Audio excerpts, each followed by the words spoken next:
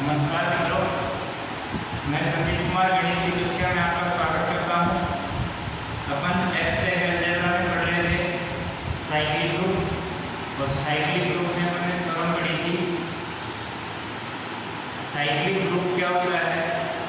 Cyclic group होता है एक जी स्टार कोई ग्रुप है और ए इस ग्रुप का अवयव है। जी स्टार कोई ग्रुप है और ए इस ग्रुप का अवयव है। तो अगर ग्रुप जी के प्रत्येक अवयव को ए की इंटीग्रल पावर के रूप में डिनोट कर दे तो वो ग्रुप साइक्लिक ग्रुप कहलाता है। ठीक है, अब ए की इंटीग्रल पावर के रूप में कर रहे हैं तो ए है वो उस ग्रुप का जनक कहलाएगा। ठीक है, ए की इंटीग्रल पावर के रूप में लिखते हैं और ए है वो जनक कहलाता है, यानी कि जनरेटर कहलाता है। ठीक है, अब हमने कल नेक्स्ट डेफिनेशंस के बाद में हमने पढ़ा था, थ्योरम पढ़ी थी। पहली थ्योरम क्या थी कि ए है वो किसी ग्रुप का जनरेटर है तो उसका इन्वर्स ए है, ग्रुप का जनरेटर है तो ए का इन्वर्स है वो भी उस ग्रुप का जनरेटर कहलाएगा। ठीक है, हमने प्रूव कर दिया था ए जनरेटर है तो जी है वो सब ए की इंटीग्रल पावर के रूप में आएगा। जी ग्रुप में जितने भी एलिमेंट हैं वो सब ए की इंटीग्रल पावर के रूप में होंगे, यानी कि जी बराबर ए की पावर n और n बिलोंग्स टू इंटीजर। ठीक है, अब नेक्स्ट देखिए, साथ में ये भी था ए की power n belongs to integer, ये तो जी हो गया। अब ए इनवर्स है उसको जनक बताना था तो ए इनवर्स के लिए हम कैसे बताएंगे? ए की पावर n बराबर आइडेंटिटी है, ए की पावर n है आइडेंटिटी है, यानी कि n क्या है? कोई पूर्णांक संख्या है तो a की पावर माइनस n, a की पावर माइनस 1 की पावर माइनस n वो भी आइडेंटिटी होगा, और माइनस n है वो भी पूर्णांक। जब n पूर्णांक है तो माइनस n भी पूर्णांक होता है। ठीक है, मैं एक बार हल्का सा इसके बारे में बता दूं। g का जनरेटर a है तो g इक्वल टू a की पावर n और n बिलोंग्स टू इंटीजर। ठीक है, अब देखो a की पावर अगर n g का मेंबर है और m क्या है? इंटीजर है, तो a की पावर n को क्या लिख सकते हैं?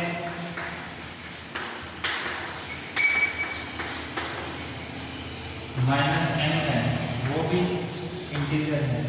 या a जनक का a क्या था? जनरेटर है, और यहाँ से क्या हो गया? a इनवर्स है वो भी जनरेटर है।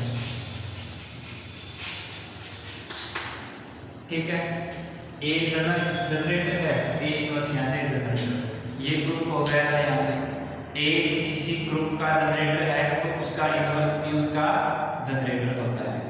ठीक है, अपन पढ़ रहे हैं एब्स्ट्रैक्ट अलजेब्रा।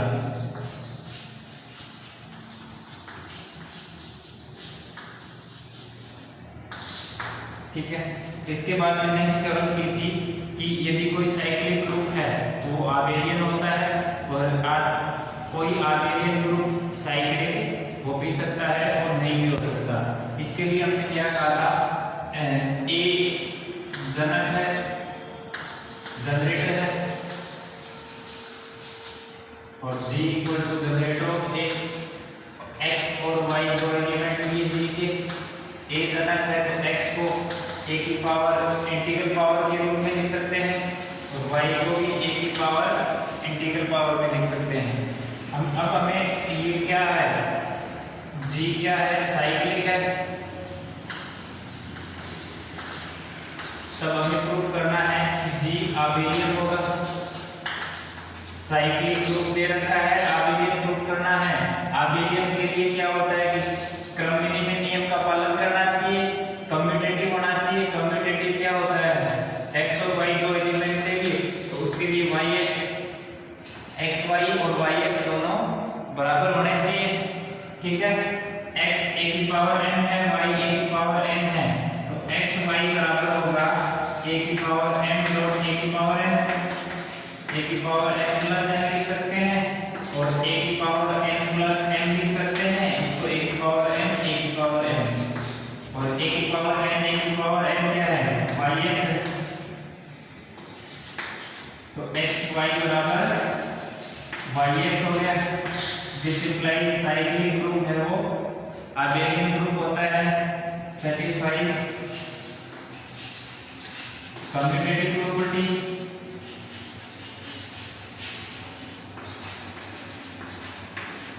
ठीक है, this implies G is abelian group.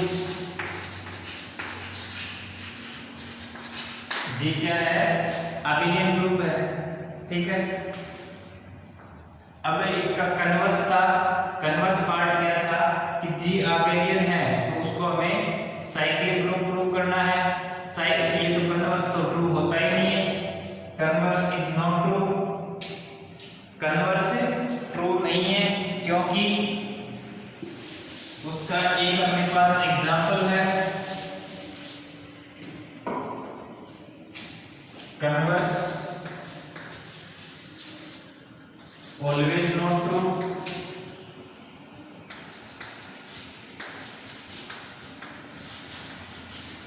that is every abelian group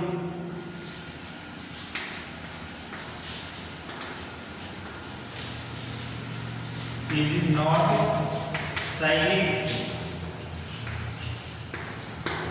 example में लिख लो, आइडेंटिटी A B C, या C की जगह A B लिख लो। ठीक है, या इसको लिखते हैं K for Klein for group,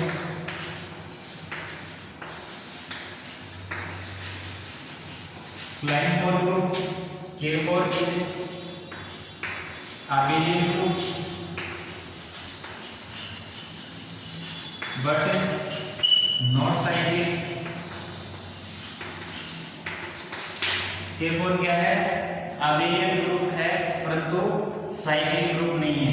ये इतना तो कल पढ़ चुके थे, यहाँ तक अपन कल पढ़ चुके थे। आज नेक्स्ट थ्योरम है और नेक्स्ट थ्योरम देखना, ध्यान से समझना। नेक्स्ट थ्योरम कहती है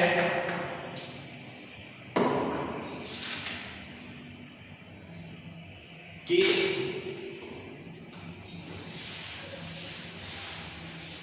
जो ऑर्डर ऑफ G है वो ऑर्डर ऑफ A के इक्वल होता है यदि A जनरेटर हो।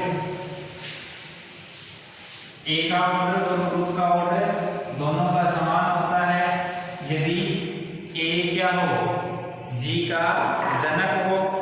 तो देखिए, order of finite cyclic group is same as the order of its generator.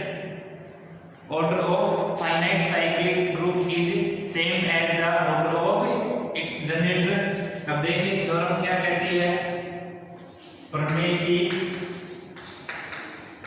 ये प्रमेय कहती है कि एक परिमित चक्रीय समूह की कोटि, एक परिमित चक्रीय समूह की कोटि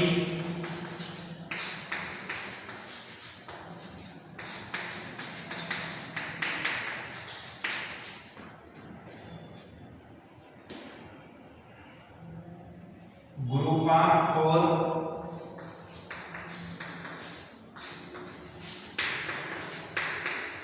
उसके जनक की कोटि के बराबर होती है।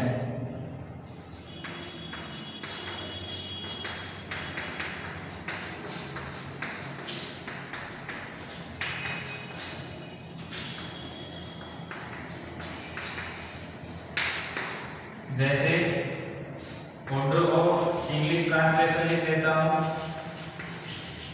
Order of finite cyclic group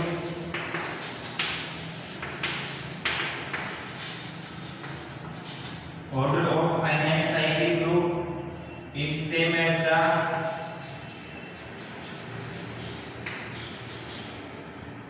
order of its generator।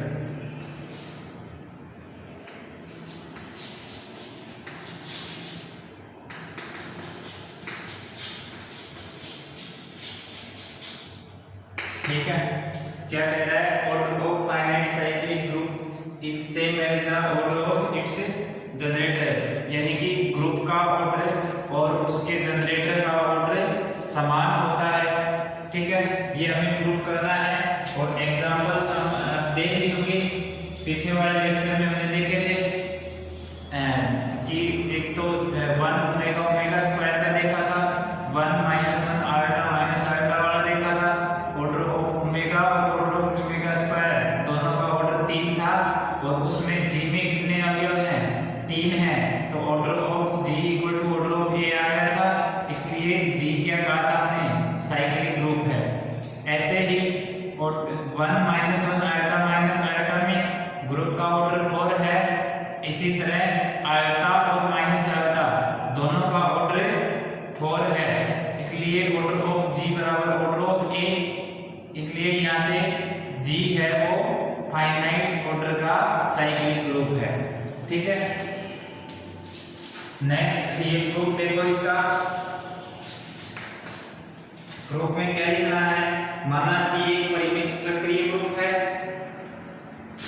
माना जी एक परिमित चक्रीय ग्रुप है,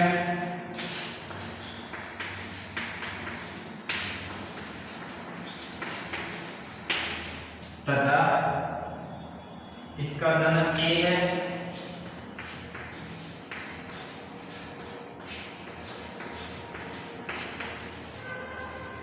इसका जनक ए है,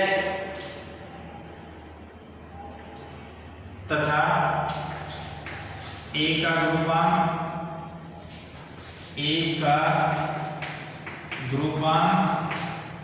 n है, ए का ऑर्डर क्या है, n है, तो कोटि की परिभाषा अनुसार n छोटे से छोटा धनात्मक पूर्णांक है, दिस इंप्लाइज a की पावर n बराबर a का ग्रुपांक n है तो a की पावर n बराबर आइडेंटिटी होगा, a की पावर n आइडेंटिटी है, जहां e है g का तत्समक अवयव है, लिख लो, जहां e g का तत्समक अवयव है,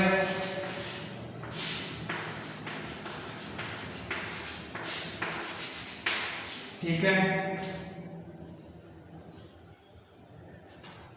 अब देखो H को इसका सबग्रुप मान लेते हैं और H में अवयव मानते हैं a स्क्वायर a की पावर 3 a की पावर 4, a की इंटीग्रल पावर को H मान लेते हैं और a का ऑर्डर और g का ऑर्डर और H का ऑर्डर, अगर हमने दोनों का ऑर्डर समान बता दिया तो हम क्या कह सकेंगे ना कि ऑर्डर ऑफ g बराबर ऑर्डर ऑफ H को a की इंटीग्रल पावर में मानेंगे, तो a का ऑर्डर और H का ऑर्डर दोनों का समान होगा तो ऑर्डर ऑफ g बराबर ऑर्डर ऑफ H कह सकेंगे। अब एक बार देखिए, यहां से समझ में आएगा आपको, यदि हम मान लें, यदि हमने माना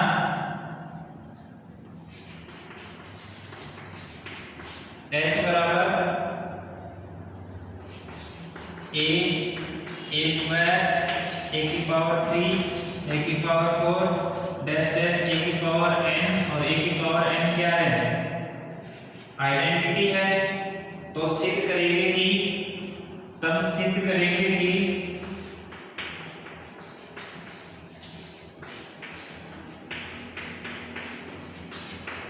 ऑर्डर ऑफ g छोड़ो g बराबर h, g बराबर क्या होगा, h होगा, ये सिद्ध करना है। अब नेक्स्ट देखिए, अब यहां से देखो ये सभी अवयव डिस्टिंक्ट है क्या, एक बार ये चेक कर लेते हैं, ये h के सभी अवयव भिन्न भिन्न अवयव है। सर्वप्रथम हम सिद्ध करेंगे कि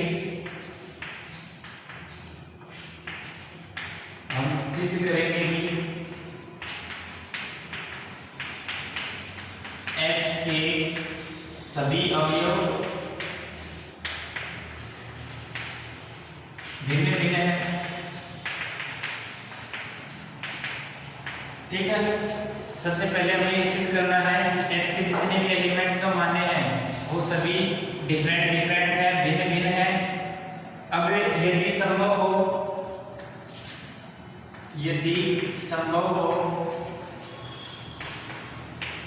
कि a की पावर i बराबर a की पावर j, जहाँ i और j 0 और less than equal to n। ठीक है, i 0 मत लिखो क्योंकि 0 a की पावर 0 तो है ही नहीं, इसलिए a की पावर 1 से a की पावर n तक है। i और j की वैल्यू है 0 और n के बीच में है। ठीक है, 0 से बड़ा और n से छोटा। अब a की पावर i है, a की पावर i g का अवयव सॉरी h का अवयव है, तो a की पावर माइनस i वो भी h का अवयव होगा। तो a की पावर i, a की पावर माइनस i बराबर a की पावर j, a की पावर माइनस i। अब ये a की पावर i, a की पावर माइनस i कितना हो गया आइडेंटिटी, ये a की पावर j माइनस i। तो इसको मान लो a की पावर r, a की पावर r बराबर आइडेंटिटी, a की पावर r आइडेंटिटी है। ठीक है, तो यहाँ से a की पावर r आइडेंटिटी है, तो order of a equal to r, और r क्या हो गया, order of a less than और इक्वल r, और ये लेस देन है n से, जो कि असंभव है। जो क्या है, असंभव है, क्योंकि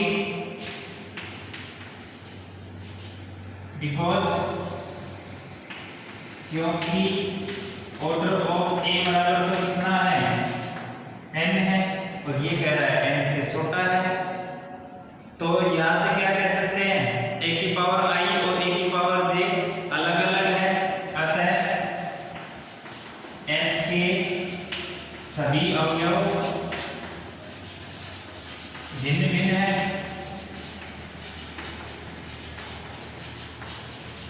ठीक है, h के जितने भी एलिमेंट हैं सारे डिस्टिंक्ट हैं।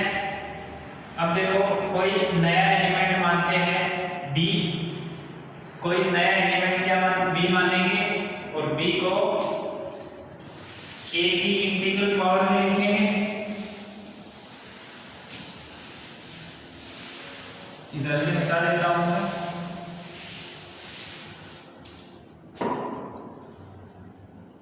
माना b कोई b g का स्वेच्छ अवयव है, माना b g का स्वेच्छ अवयव है,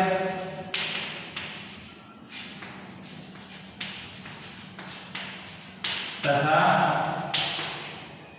a इसका जनक है,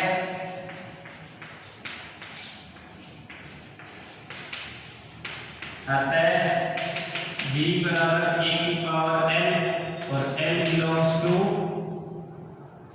या ये लिखो 0 less than n less than n। ठीक है, b है वो g का स्वेच्छ अवयव है और a इसका जनक है, तो b को a की इंटीग्रल पावर में लिख सकते हैं। ठीक है, b को a की इंटीग्रल पावर में लिख सकते हैं। अब यहां से क्या लिख सकते हैं, डिवीजन एल्गोरिथम से, भागकलन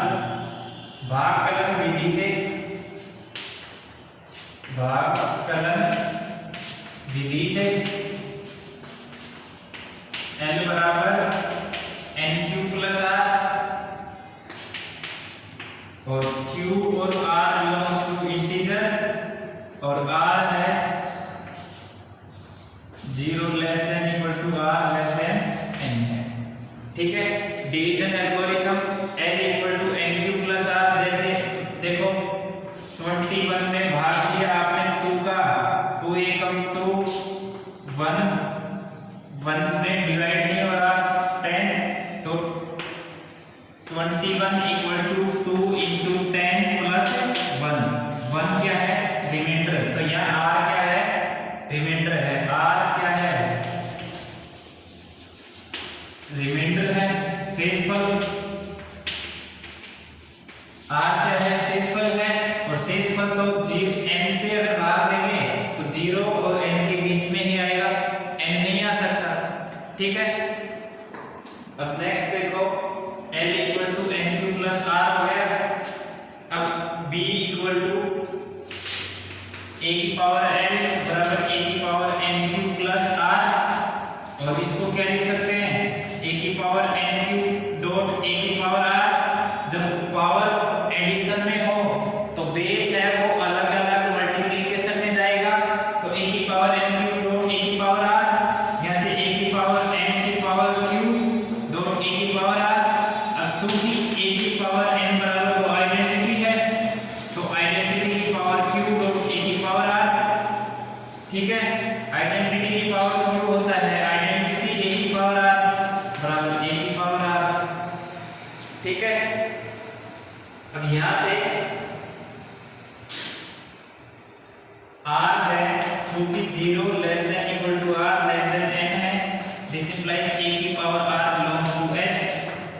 a की पावर r h का मेंबर कैसे हुआ, क्योंकि a की h के मेंबर कौन से थे, a स्क्वायर a की पावर 2 a की पावर 3 डैश डैश a की पावर n तक थे।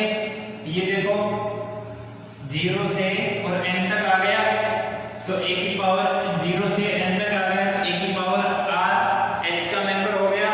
a की पावर r h का मेंबर हो गया, तो यहाँ से b है वो भी h के बराबर हो गया, क्योंकि सभी r हैं, a की पावर सभी r h के मेंबर आ गए, तो b है वो पूरा का पूरा h के बराबर हो गया। ठीक है, b है वो भी h का मेंबर हो गया। अब देखो सभी के लिए, सभी b के लिए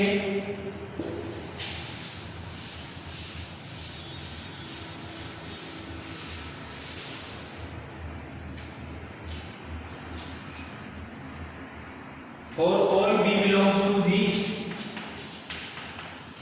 this implies b belongs to H, अतः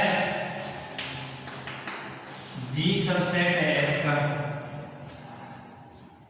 ठीक है, G एक ग्रुप है, साथ ही G एक ग्रुप है, इसलिए संक्रिया संगत है। जो बाइनरी ऑपरेशन है वो क्लोज है। ठीक है, जी ग्रुप है तो वो जो बाइनरी ऑपरेशन है वो क्लोज है।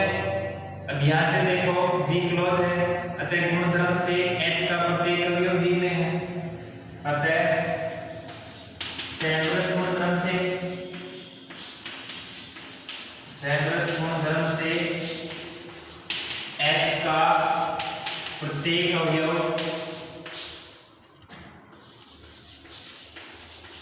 G में है, अतः H सबसेट हो गया G का।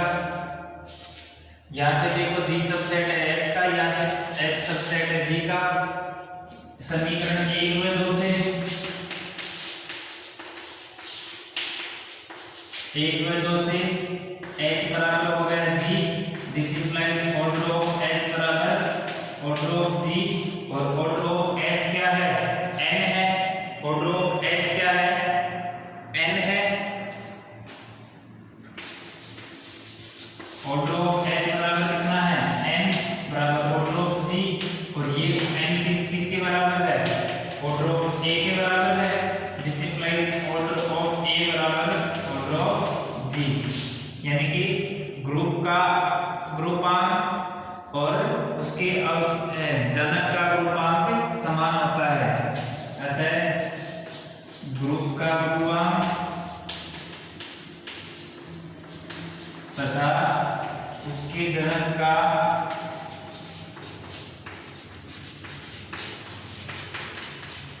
ग्रुपांक समान होता है।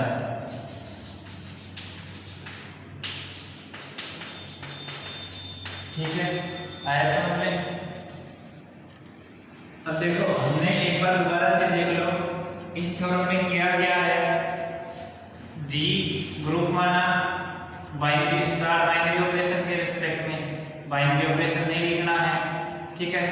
अब देखो जी का ग्रुपांक, जी ग्रुप माना, ए उसका जनक माना, तो जी को ए की इंटीग्रल पावर के रूप में लिख सकते हैं, लिखने की कोई जरूरत नहीं है।